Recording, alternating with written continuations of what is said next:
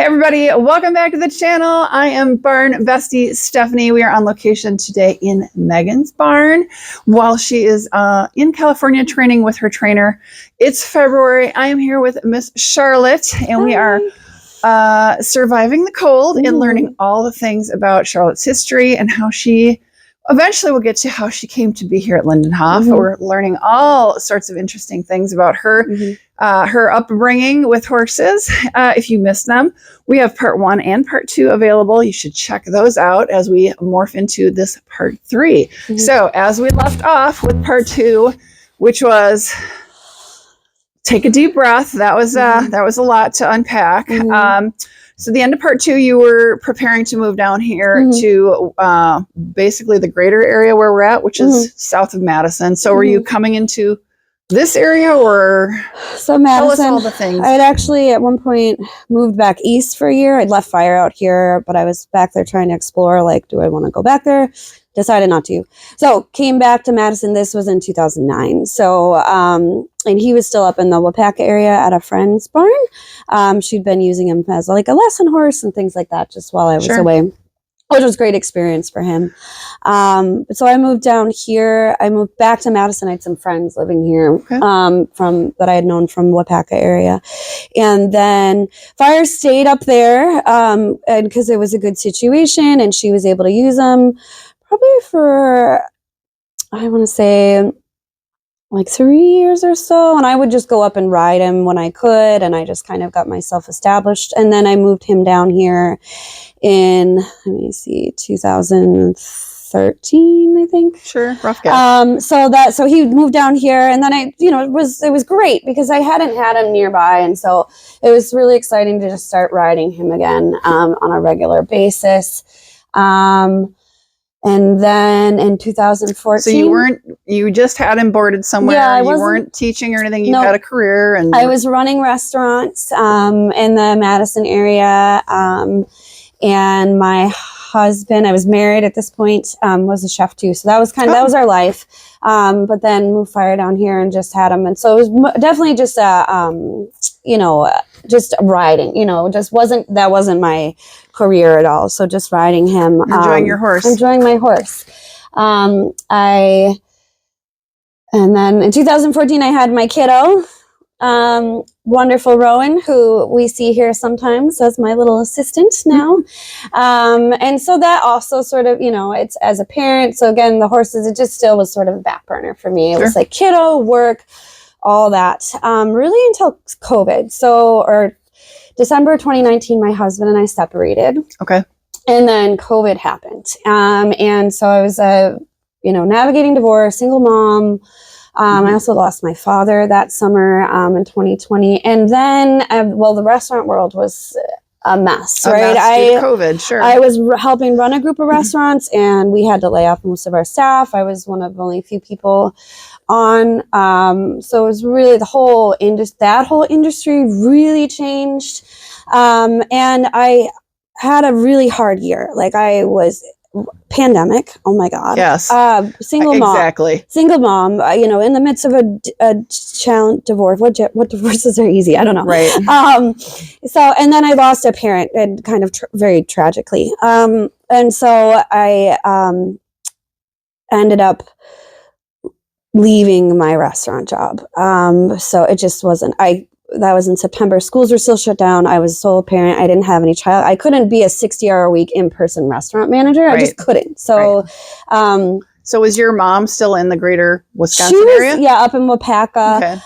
Would come down to help, but I was was on my own. A lot. I had a lot on my plate, and I was also like emotionally. I had like PTSD on top of PTSD. It was just kind of not in a great mental space. So walked away from, no more restaurants. So I ended up, that fall was sort of, I did like in-home, I had been a CNA like years ago as younger. So I kind of went back and was doing some like temp care. And I had started taking some riding lessons right at like 2 days after my dad died. A friend was like, I started riding at this barn. Why don't you come out and ride? because it would probably be good for Clear you. your head. Mm-hmm. So, and this was at a jumper barn in horse the area. therapy. So Can we talk about horse therapy? So Wonderful. this is the horse. Yeah. So this is where I really became. So I started riding at a little jumper barn in the area, and they needed help. So I had, at this point, I had been riding there, kind of here and there, and then I lost my job, and I went to them and said I could teach lessons. So that's kind of how it got started again. So you were in the hunter jumper world again? Back in the hunter jumper world again, but I still very much was, I had missed the dressage. Sure. I knew I want that. If I was going to start really riding again and doing this, that was still going to be my path. Sure. So, and How long were you, let's not go too fast because not everybody on this channel is dressage rider. We're trying not to get labeled as that, even though, Megan's, clearly dressage rider, but how long were you in that hunter jumper barn, and what, was it a show barn? Was it just so in Wisconsin here, 4-H is a thing. It's not the thing, but it is a thing. And a lot of kids do the 4-H hunter equitation, hunter under saddle stuff, which is more what I would call open showy type stuff. But, a lot of those open shows I think are having little jumping classes and things too. So this is a busy hunter jumper barn. Lots of kids, lots of barn rats, which I loved. The teenage girls hanging out. Really fun community of people. It was a very social barn. They would have lots of they would have one night a week where everyone would get to come in and sort of, it was like a free jump ride, you get in and we would play higher and higher, which is a crazy jumper thing. Oh my gosh. You are reminding me. I didn't participate in really, because I still was, I jumped a little bit, but I've always, ever since that which is also why dressage appeals to me. I'm definitely more of, I want to be in control. Gravity works. Gravity. Painful. We did that as a kid. Yeah. You tend to forget about that till somebody brings it up and you're like, oh yeah, we did all kinds of wild stuff that. But it was fun to be a part of. And so, I started teaching there. I was there for a couple years, but that first winter that I was there, I had some older, adult amateur riders that were there approach me about wanting to learn more about dressage. And I was like, okay, but I was like, I need to dust the cobwebs off because it's been a while. So that's how I found Megan. Okay. I actually listened to a podcast, and I think it was the dressage radio show way back in the day, and she was on there talking about Reese? And so this would have been in winter of 2021, January. Heard a podcast that she was on, and I looked her up. She's in the area. I was like, oh my god.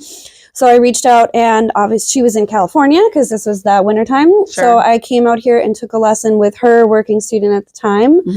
And then just started taking once a month lessons when I could, coming out here, and once she came back, just as a way to get some refreshers, and started doing that. And were you still teaching at the other barn? So I was still teaching at the other barn. And so I kind of did that for a little while until I think the next year, till 2022.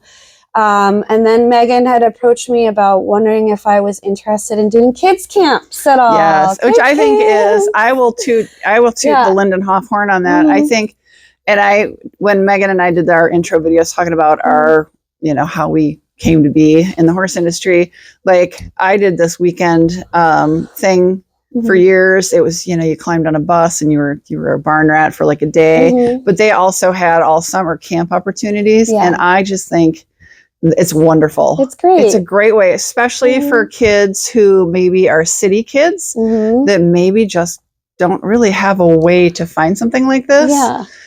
So that's great.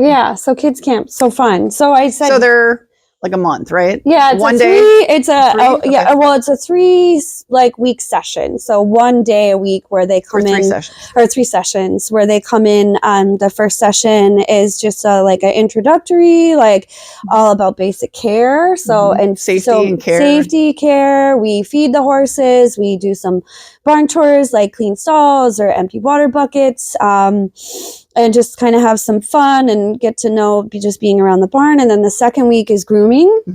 learn how to all about grooming, body parts, different, colors of horses, all the different pieces of the tacking up, untacking, leading the horse around.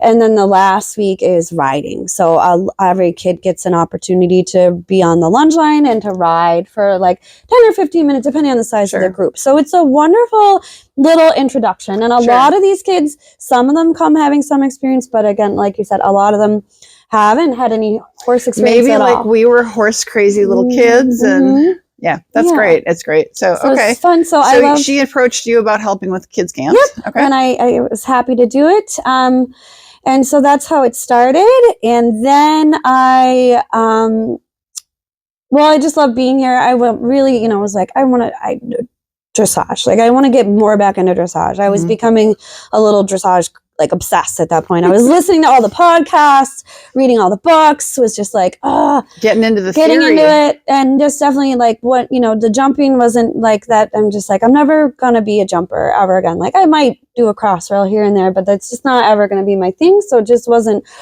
a great fit at the other barn anymore. And so I left there, and Megan had I had started my own business too, also on the side of this. So I wasn't teaching full time out there. I also have a landscaping business. Okay. So I'm like a crazy busy person. Hey, so you know what? You gotta do what you gotta do. You gotta do what you gotta do, especially as a solo parent. It made sense for me because it gave me, while self-employment is extremely challenging, it gave me a lot of flexibility to be able to be there for my kid when I needed to and make my own schedule and blah, blah, blah. So I still do that too. But I was doing that, but then just started slowly teaching here more and more. Megan started giving me some lunge line lessons, where I was teaching lunge line lessons in addition to doing kids camps.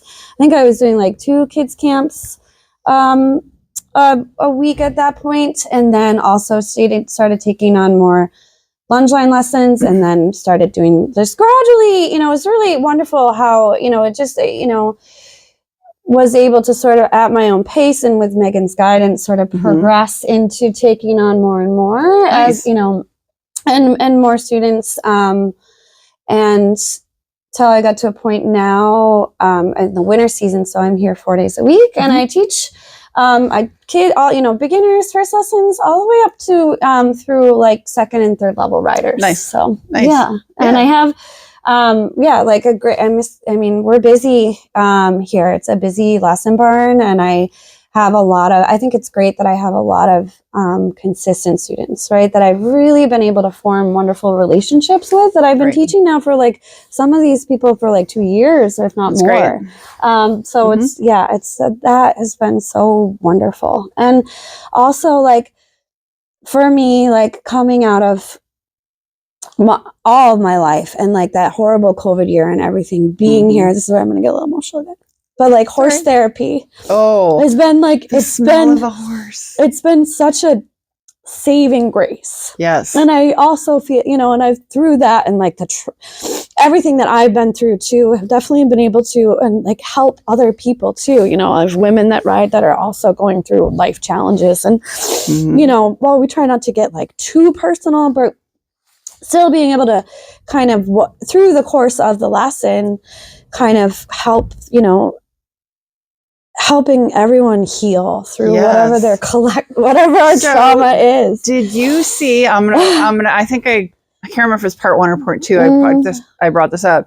We, as of when we're filming this in early February 2025, we just had a really lovely live stream with a life coach, Krista Kehoe. Yeah. If you guys get a chance, that live stream is available on our YouTube here. You can go back and watch it.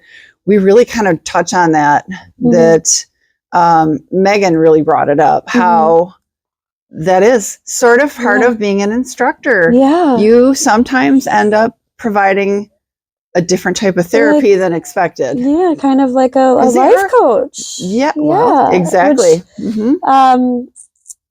Yeah, I love that idea. There's been part of me that sort of, when I think about the future of my life, right? Like, what is this next chapter going to be? I'll be 40 this summer. You're young. I know. But so as I continue to like grow as an instructor, and really, I don't want to walk away from this ever again. Like out of my life for too long. Like, this is what I want to do. It feels right. But do you like, feel like how having that time away really has made it very apparent to you how important this is? Oh, definitely. How important it is, definitely some regret. Like, why didn't I pursue it? But life happens, right? Mm-hmm. So now is my opportunity to do it more. And then thinking about, and Meg and I have had conversations and like what you guys are doing, like, and as an industry now. So like for me, thinking about how do I grow as a professional? Mm-hmm. How do I make this maybe more multifaceted, right? Like, I love the idea of, I've kind of love like that life coach. For me, I'm sort of thinking, because I've been through a lot of traumatic experiences in my life that we don't need to go into, but Fine. other ones, but part 2 is enlightening. my new thing is, I with friends, like, my goal someday, like, I talk about my trauma farm. So someday, I love this idea of I'm thinking about possibly going back to school, getting like my therapeutic license, and like having a farm someday where I can provide, coaching and instruction, but also like therapy for people, women in particular, who've been through traumatic experiences, and helping them through that through That's horses. amazing. So that's like, it's like my crazy dream right now. I think it's a great really idea. know how to get there, but it's something that I keep coming back to, and like, how can I use my life experience to help people that do that, to help people, and also to help people become better riders too, because I love coaching. I love being a riding instructor. I love those moments when you have that light bulb moment and you're trying to explain something, and all of a sudden they get it, and the horse gets it, and they do it, and it's just like, it's so exciting. It's like the best. I love the breakthrough moment where, like you said, the light bulb goes off, and it's just like, it's wonderful. Yeah. So I know.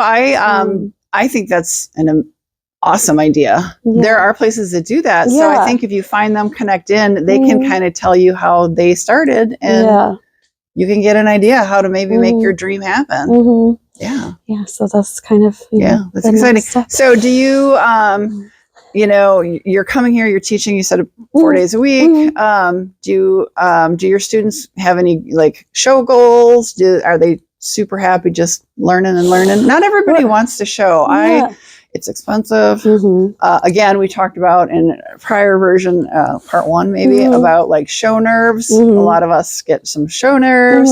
So not everybody wants to do it. No.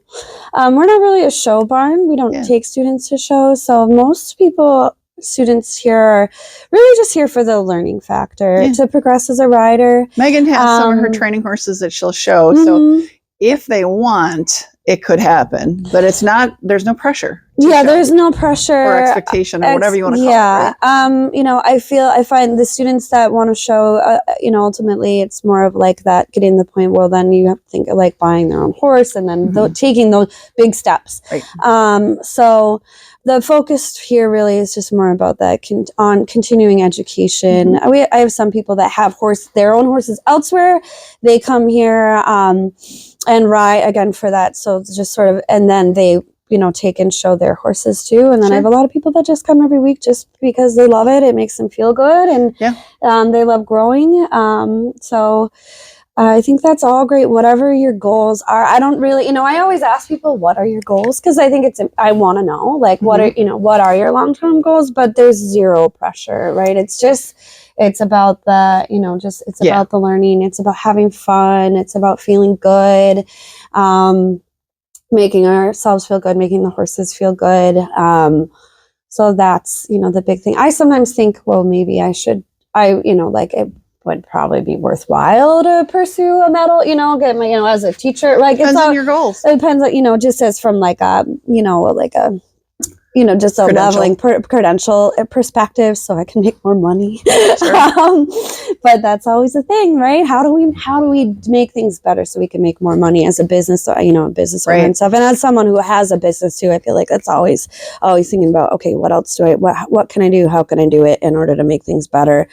Not only for my clients, but for myself. Right. At the end, because I've got to take care of me too, which I'm not always great about doing. So it's like, how do we do that better? But so I think about that sometimes, showing, but it's expensive. So I It don't know. is. But I don't know. It's not a huge thing. It's more just about growing, and there's always another lesson to be learned. Like you can't, you know, and I tell people too, they get frustrated, and I'm like, I mean, it's totally reasonable to get frustrated, but, or progression, I'm like, you know, it's a long game. It's a, you know, it's a really long game. Like you're never going to stop learning. There's always going to be something new to learn. Like every horse is every different. horse That is in of different. itself, Yeah. it means that you're never going to stop learning, because no two horses will respond in the same manner ever. Yeah. It's all just theory, kind of, right? Cool. Well, this has been a great part 3. I am thinking of a whole other line of questioning I would love to ask you. So let's go ahead. We'll break for and do a part 4. If you've missed it, we got 1 and 2 that you should catch up on. Make sure you subscribe, click the bell so that you can be notified when our part 4 drops. If you got questions or comments, we'd love to hear them down below. But thank you. We're going to come back for part 4. So we'll see you on that next video. Bye guys.